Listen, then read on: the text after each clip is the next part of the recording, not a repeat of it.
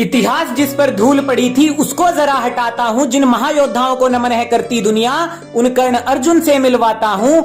एक तरफ इंद्रपुत्र पार्थ था जिसपे गर्व करता पूरा कुरु वंश था, वहीं कर्ण मस्तक पर तेज लिए सूरज का अंश था। विडंबना थी बहुत भारी, नियति ने खेल ऐसा कुछ रचाया था। एक माँ की दो संतानों को न जाने शत्रु क्यों बनाया था। द्रोण के दो शिष्य बनने वाले आर्यव्रत की शान थे, दोनों ही बड़े वीर थे, दोनों ही शक्तिमान थे। अब किसे पता था आगे चलकर ऐसा कुछ इतिहास बनेगा। एक भाई दुर्योधन की आस बनेगा, दूजा माधव का विश्वास बनेगा। पर नियति के चक्र में दोनों पिस जाएंगे, क्योंकि एक धर्म रक्षक और दूजा अधर्मी के श्वास बनेगा।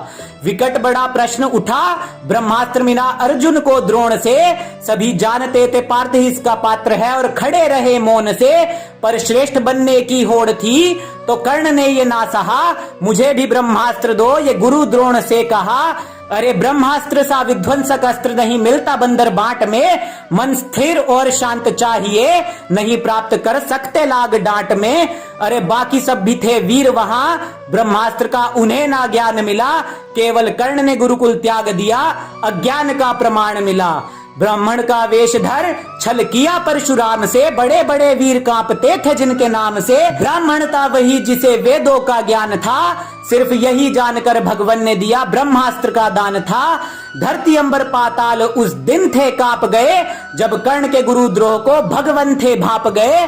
पर्वत सभी धरा के और समंदर भी डोल उठे, और परशुराम कर्ण पर क्रुद्ध होके बोल उठे। तुम सा क्षत्रिय ना कोई हो पाएगा, पर झूठ के आधार पर ब्रह्मास्त्र ना साथ रह पाएगा। अरे जब मृत्यु होगी निकट तब तुम्हारा विवेक मर जाएगा, और अधर्मियों के काम कभी ब्रह्मास्त्र नहीं आएगा। और वहीं दूजी ओर पार्थ था जिसने धर्म का साथ चुना। द्रोण भीष्म इंद्र कृपा सभी गुरुओं से ज्ञान सुना। अरे पार्थ से मिली ये सीख, सीखने की ललक जो जगाएगा। उत्तम बनने की चाह से एक दिन सर्वश्रेष्ठ वो हो जाएगा। अब परशुराम से ज्ञान लेके कर्ण महायोद्धा बनकर आया था, और ऐसा अद्भुत वो वीर था जिसने जरासंध को एक दिन में हराया था। अब दुर्योधन का ऋण उसने भानुमति स्वयंवर में चुकाया था, जब दुर्योधन के प्राणों को उसने अपने शौर्य से बचाया था। अब जब प्राण बचा लिए थे तो फिर कैसा ऋण शेष था। दुर्योधन समक्ष कर्ण क्यों अधर्म करने को पेश था।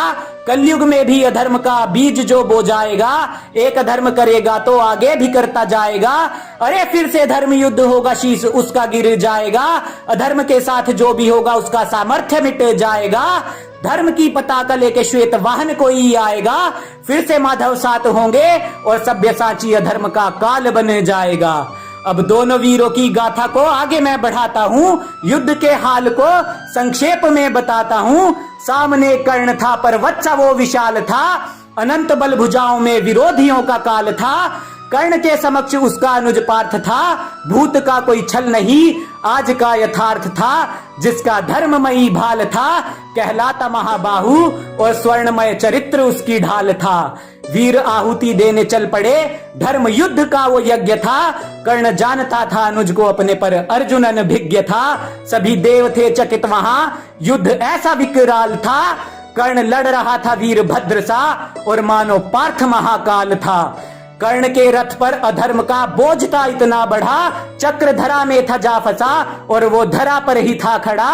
कर्ण ने पार्थ से कहा, पार्थ धर्म का ना त्याग करो, मेरा चक्र भूमि से ऊपर आए फिर मुझ पे वार करो। धरती गगन पाताल एक बार फिर से डोल पड़े, जब वासुदेव कर्ण पर क्रुद्ध होके बोल पड़े। पार्थ तुम्हें जो धर्म सिखा रहा, खुद अधर्म का वो पोषी है। इसने अधर्म किया था अभिमन्यु से, यही पांचाली का दोषी है। बात सुन माधव की अर्जुन कर्ण फिर से टूट पड़े, दोनों के तीर फिर से तरकश से छूट पड़े। पर क्रोध में भर अर्जुन ने अंजलि का अस्त्र था चला दिया। धर्म के लिए ही जिष्णु ने अपने ज्येष्ठ का शीश भी था गिरा दिया। सीख मिलती इसी बात से कर्ण सा महावीर भी धराशायी हो जाएगा। चाहे गुरु परशुराम हो, अधर्म कभी जीत नहीं पाएगा। अरे आज जब बात होगी इस युद्ध की, इतिहास सो जाएगा। मिथ्या बातों के आधार पर कर्ण निहत्ता हो जाएगा। क्यों ऐसे ऐसे झूठ खुद के इतिहास में फैला रहे? कुछ ज्ञान जला नालंदा में और कुछ को तुम जला रहे। अरे धर्म और अधर्म की वीरता को मापना ही व्यर्थ है, धर्म संगत होना ही सबसे पहले वीरता का अर्थ है। हारा था अधर्म द्वापर में, हारेगा आज भी।